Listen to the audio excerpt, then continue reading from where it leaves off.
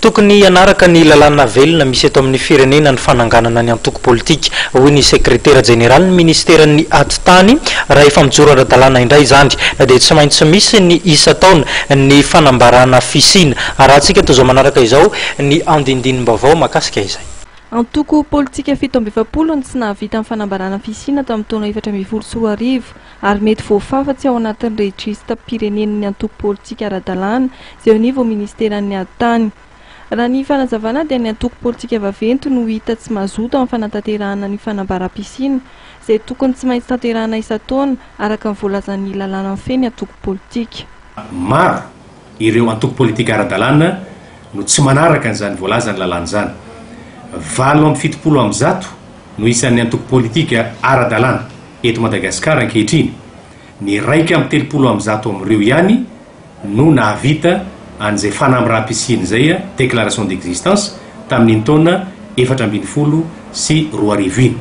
Raha ny voalazan'ny lalàna zany dia tokony ho fafana ao anatin'ny registre national des partis politiques ny antoko politika 7% ara-dalàna eto Madagasikara. Dikany tokony efa tsy ahazo hiasa intsony sy hanao ny andraikitry ny antoko politika, anisan'izany ny ho fandatsahana candidat amin'ny anaran'ilay antoko politika, ireo antoko politika 7% izay tsy nahavita ny voalazan'ny lalàna ireo.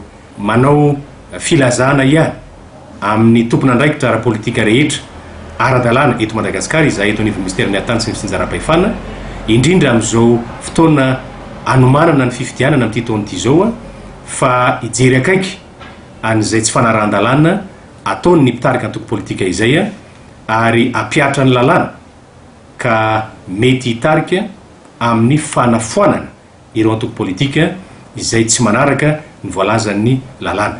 Mampatsiahy eo anivon'ny ministeran'ny atitany fa misokatra manomboka ny voalohan'ny volana janoary teo ny fanavozana ny fisin'ny antoko politika ho an'ny taona 2012 sy 2020.